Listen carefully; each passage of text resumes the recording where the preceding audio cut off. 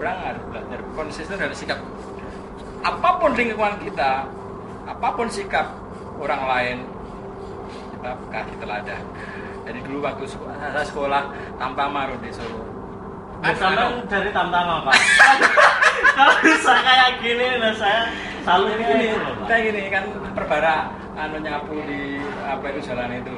Nah, hari ini barak C. Biarin. Ini apa itu barak C. Tadi pagi korban nggak bersih, besok barak itu nggak ada. Jangan kasih teladan. Jadi kasih teladan gitu. Pokoknya Rudi punya tetangga pinjemi mobil nggak boleh. Jangan dibalas nggak boleh. Kasih teladan. Nanti tadi ini pelajaran saya waktu sebelum masuk hari jadi salesman tuh. Jadi tetap masuk ke toko gitu marahin, barang mahal ini. Sedang mungkin lain kali saya desain orang tersentuh tangganya itu. Oh punya ini sama marahin habis-habisan kok tetap baik. Ya udah om sini Raksona setengah dosen sama akan juga jadi sales tadi. Masuk hari saya lulus tahun 81, masuk hari 85 saya. Jadi sempat yang 5 tahun.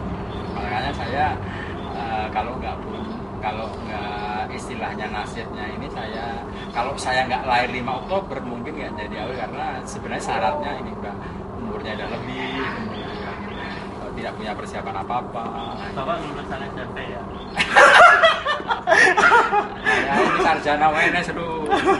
Makanya pencerahannya berbobot. Jadi gitu apa itu. Jadi saya kan salah kan. Retailer setiap warung-warung kecil di daerah Robi di sana. Kalau saya terpengaruh terhadap sikap tante-tante yang punya toko, punya grosir itu, saya kehilangan langganan. Wong itu saya apa itu medan ladang saya kalau orang bersikap ketus, saya dimarahin, kemudian saya terpengaruh, di samping saya kehilangan pelanggan, saya tidak punya kesempatan lagi. Tapi kalau saya tetap meninggalkan kesan baik, buktinya banyak yang tersentuh itu. Jadi meskipun mungkin memang dia baru kesel atau mungkin baru datang bulan, jadi kalau apa itu Ruby seorang kemudian pasangannya baru mabuk, dasar suami nggak tahu diri, nggak berguna. Nah kalau tahu istrinya mabuk atau baru datang bulan, ya kita harus memahami. Dengan kita memahami, kita tidak apa itu tidak karena sudah paham. Oh istri saya tersinggung gitu, baru main jadi kita paham. Akhirnya nggak apa-apa. Tidak yang penting kita dipahami saja. Jadi orang-orang yang tidak sesuai dengan hati nurani kita tidak perlu dianggap musuh, tapi juga tidak perlu dekat-dekat amat gitu. Jadi buat apa ya? Jadi biasa aja, ketemu rumah ya sama pacarnya aja gitu. Istilahnya kalau bisa menghindar gitu, kalau kepepet. Ibaratnya kucing-kucingan. Iya. Kucing dikejar anjing. Iya, gitu, tapi ya, juga tidak perlu dianggap musuh. Kalau dianggap musuh, kita kehabisan energi, kehabisan apa itu rugi sendiri gitu, karena kita terpengaruh. Gitu. Jadi, tetap kita harus teladani. Sikap kita baik, tetap baik, jangan terpengaruh dengan sikap kita. Begitu jadi karena suatu saat orang akan menghadapi kesulitan-kesulitan rangkap yang ternyata orang seperti itu masih ada nilai tambahannya. Contohnya, saya punya letting yang anunya itu pikirannya itu bersaing, kemudian ingin menjatuhkan kita, tapi saya tidak ketemu dia ya tetap baik. Kok nggak bisa ya saya benci sama dia gitu. Dia apa itu butuh bantuan saya, ya aku bisa menolong gitu. Aku nggak punya sakit hati. Tapi secara kehidupan gitu saya jauh di atas dia. Saya istilahnya bisnis lebih maju kemudian gitu, dan saya tidak punya rasa dendam lah gitu. Dan meskipun mencolok sekali bahwa dia itu nggak mau disaingi, tidak mau kita lebih menonjol, tapi kita tetap konsisten dalam sikap kita. Memang sulit itu, tapi orang harus bisa. Jadi tadi kembali pada apa itu istilahnya tadi seperti itu. bukan hanya pasangan, bukan hanya teman sekerja, bukan hanya tetangga, dimanapun kita akan menghadapi orang-orang yang unik. Orang ya kita pahami keunikan orang itu. Oh kalau Pak ini, oh Pak kalau Pak Dodi ini, oh Pak Reza seperti ini ya. Kok disebutin Pak?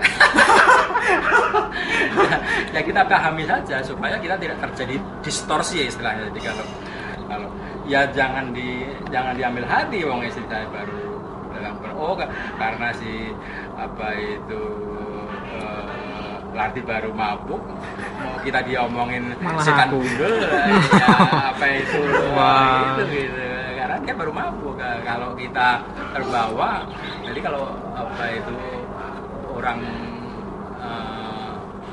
di jalan nggak kenal kita kemudian dia marah ya nggak perlu diambil hati, apalagi kalau di jalan gitu. Jangan salah dia. Berarti Bapak nggak pernah marah ya? Hampir tidak lah ya.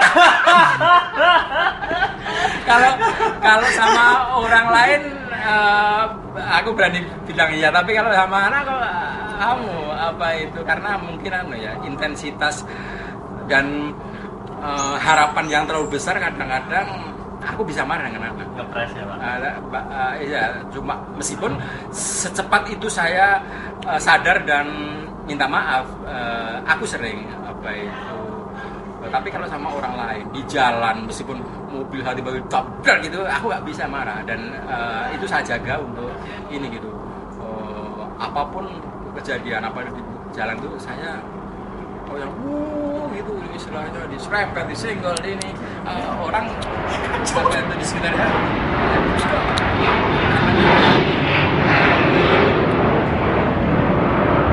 dengan petugas dengan apa gitu. Saya selalu menjaga proporsi saya.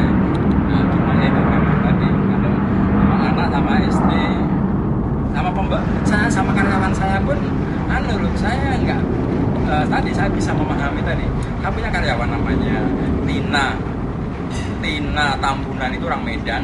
Nah, dulu saya menemu karyawan dia karena dia anak hilang, jadi apa itu dia ke Jakarta itu cuma pengen melihat artisnya, dia mungkin rumahnya di udik banget. Jadi dia ikut temennya ingin tahu Jakarta, ingin lihat artis, karena mungkin sikapnya nyebelin ditinggal sama temennya. Saya nemu di kantor polsek di Pinangranti.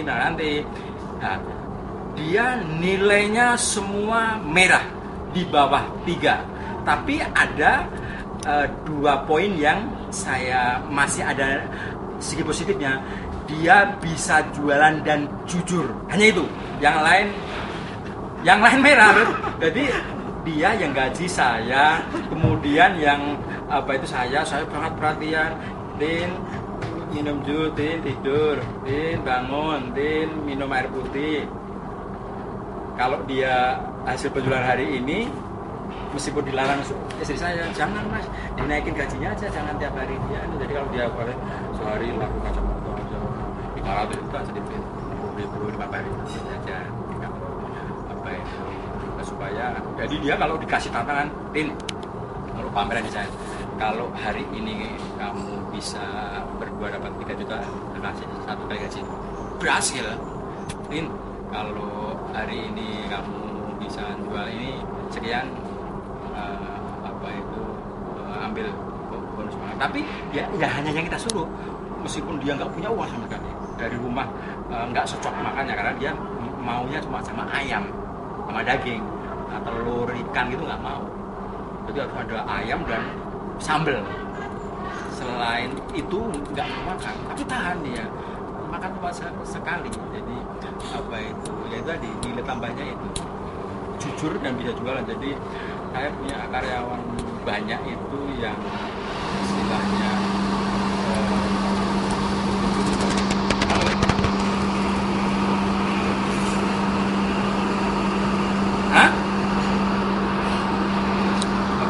udah sampai ya?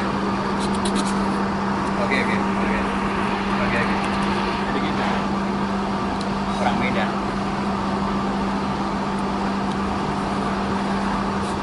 Dia karyawan saya yang paling lama, padahal nyebelin gitu. Jadi nyebelin ya sudah.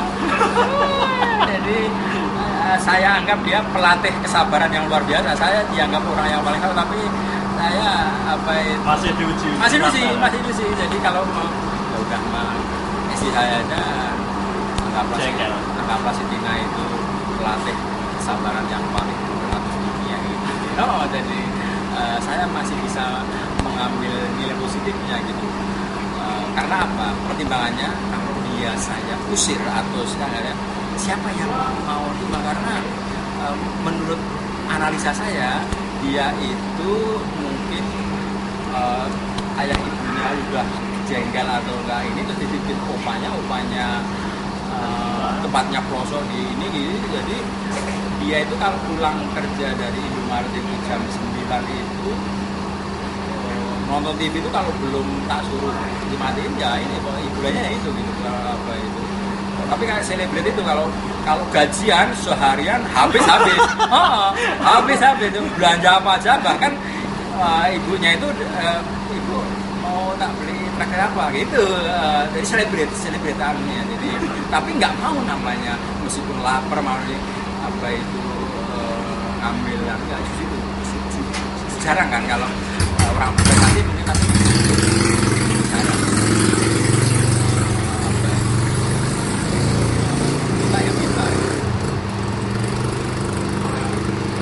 Kadang-kadang dalam kita berinteraksi dengan atasan, dengan bawahan terlalu tinggi kita menuntut poin, kita sudah memberikan setengah poin, 10 poin dari Rudy, mau hormat, kalau dimintain sarapan kasih, hanya istilahnya apa itu kurangnya Rudy nggak pernah kasih pulsa.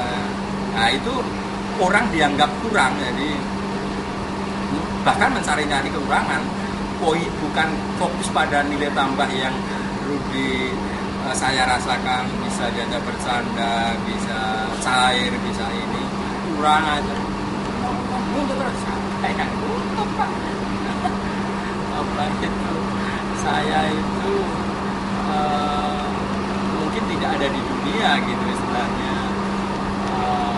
Kontribusi saya terhadap lembaga letek sakit apa itu pinjam apa itu tenda dua dia sebesar kali dipakai itu juga harganya mahasiswa apa AC juga di kita itu aku pakai uang saya sendiri gitu. Nah itu maksudnya makanya saya pada saat atasan kayak Pak Radar yang punya pemikiran jauh ke depan, mikirin istilahnya hiburan nanti kan kalau orang hanya mikirin udelnya dewe kan makanya ini buat apa main ya mikirin kita makanya dulu menurut saya apa itu waktu beliau ngomong Mas saya punya kompetisi dia sudah kemarin jadi apa itu atasannya pemikiran jangka panjang kita dulu beliau minta tanaman yang mau ditanamkan kodik itu nggak tahu nyiapin apel Jawa, bunga kenanga, kelapa, buah itu yang rawon, kemudian apel Jawa, tapi nangin bonum begitu karena orang yang jarang kan orang kan pasti selalu mereka orang ini kayak baru ya itu ya biasa aja rumah nggak tahu bisa pindah tapi orang kayak Pak Radar itu pemimpin masa depan ya orang seperti itu sih orang ada yang begini dia hanya dirinya tapi apa itu punya pemikiran jauh depan jarang gitu. Nah itu kita harus dukung penuh gitu tanpa disuruh kalau bisa. Makanya kemarin yang kurang apa kan kita masa itu nanya sih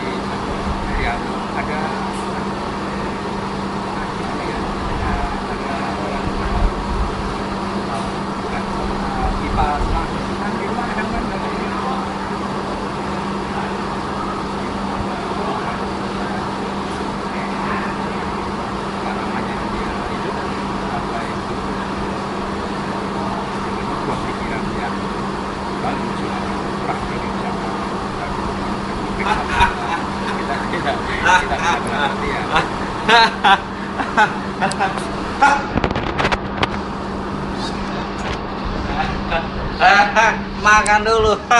Sakit tuh. Wong mumet. Wong jam piro to ya sarapan. Begitu saja, Pak. Ya. Makanya aku jadi mau kita sarapan. Emang jadi sarapan? Sarapan. Saya aja nggak sarapan, Bapak sarapan. Jangan lah, Pak, nggak usah.